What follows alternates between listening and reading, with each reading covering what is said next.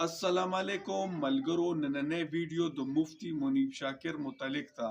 مفتی منیب شاکر نن نه یو څو میاشتې مخکې بم دماکړه کې شهید کړی شو. هغه د خپل مرګ نه مخکې یو ویډیو ریکارډ کړی و چې کې ویلیو چې ما ته واتس اپ باندې میسیج راځي چې تا مړ کوي او وی ما ته حکومت پاکستان هم ویلیو چې ستا ژوند ته ډیره سخته خطره ده. وی د وجې ما ځان دپاره په دوی خو ماله سیکیورټي نه راکوله، وی ما د خپلو پیسو نه ځان دپاره سیکیورټي ارینج کړې وه او چې مونږ به په کم چیک پوسټ باندې یا کم دغه باندې ادارو والو درولو نو مونږ سره لازمي خبره د ټوپک تماچه یا راشنکوف په ووی نو مونږ به په باندې دغه کولو چې دا د سره د څه دغه د وجې دي او د دې لایسنس خو پراپر د دې خو لایسنس پکاري چې تا د ټوپکو تماچو چا اجازت درکړې دی. نو مونږ به زه به یې ته نه پرېښودمه. نو بیا داسې کار وشو چې ما خپل لکه چې څونه ادارې وي زه پولیس محکمه او زه به یې تلمه چې ما ته زما ژوند ته خطره ده او ما ته واتس اپ باندې میسیج راځي او ما ته د لایسنس جاري کوي چې زه ځان سره خپل ټوپک تماچه په خپله اقدم او زه یې ته نه پرېښمه او بیا هغه کار وشو چې کوم هغه په بم دماکه کې شهید کړی شو. دا ویډیو ما تاسو له روړې ده، تاسو یې وګورئ. او آخر کې ګوره زه د دې حالاتو متعلق یو څو خبرې کوم. مرګ هیڅ پته نه لګي، د ټارګټ هیڅ پته نه لګي. موږ ته په واټس اپ باندې دمکې میلاو دي، موږ هغه دمکې سکرین کړي دي او د هغې مو سکین کړي مو دي او د هغې مو کاپي سره د درخواست د ورمړو تاڼې ته لیږلې ده، هغه مخکې لیږلې ده. سی ټي ډي تاڼې ته مو لیږلې ده، کیدای شي هغوی مخکې لیږلي وي یا کیدای شي نه یې لیږلي ځکه چې زموږ څه حیثیت دی؟ حیثیت نشته. حیثیت خو هله دی چې زه خپل درخواست سره 2 لکه روپۍ ورکړم، بیا به زما درخواست به بیا په هوا سي او ما ته همداسې هم دمکې میلاو دي او ما ته سرکار هم راکړي دي دمکیانې چې ګوره تا ته خطره ده.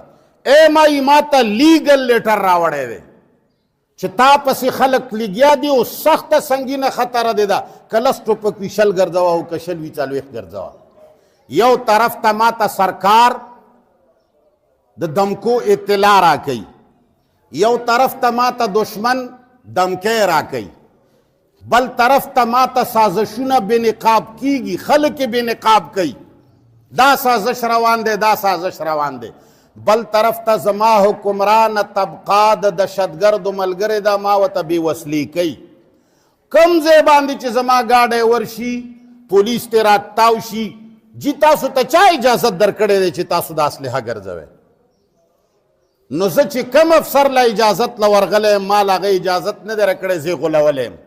زه عتیق شاه ایس پي له ورغلی وم چې د اپریشن ایس پي و که چی شی و، ډېر خوږ سړی و، ډېرې قدرمنې خبرې کړي دي، خو دوکه کړی یم. ما له یې نه لایسنس جاري کړی دی، دی د قرآن و قسم وخوري که د زما په لایسنس قدرې دستخط کړی. زه ډي سي له ورغلی یم چې هغه خالد نامه وه، فوج نه ریټایر و.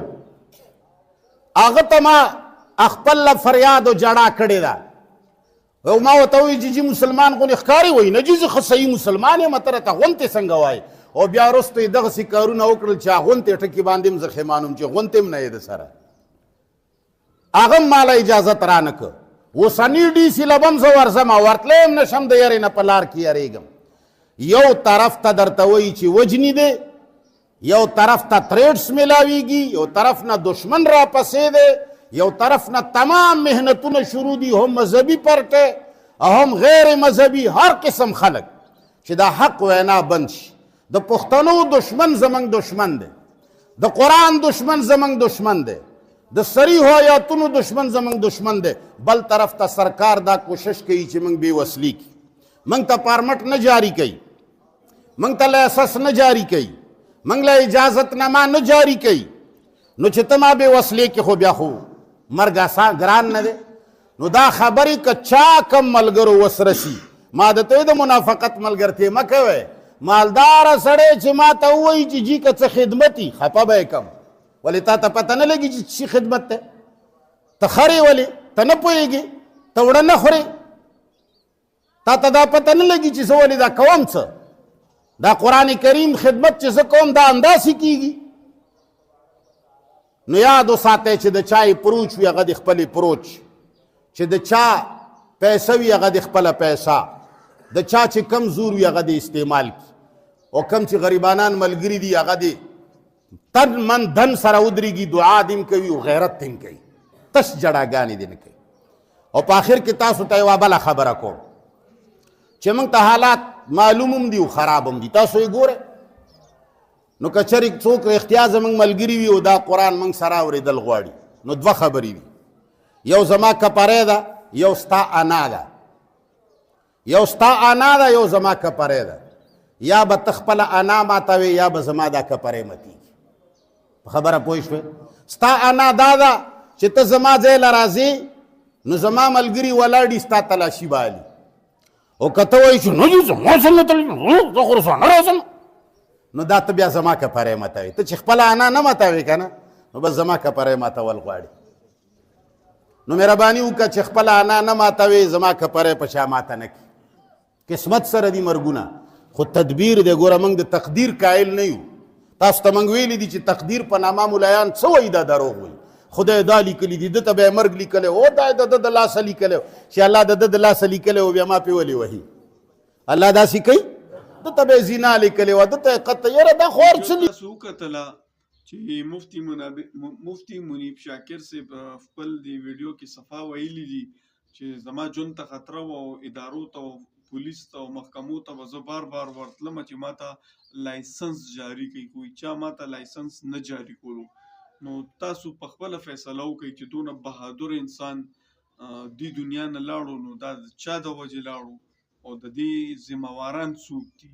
ویډیو ستاسو خوښه شوي نو زموږ چینل هم ضرور سبسکرایب کړئ. مننه.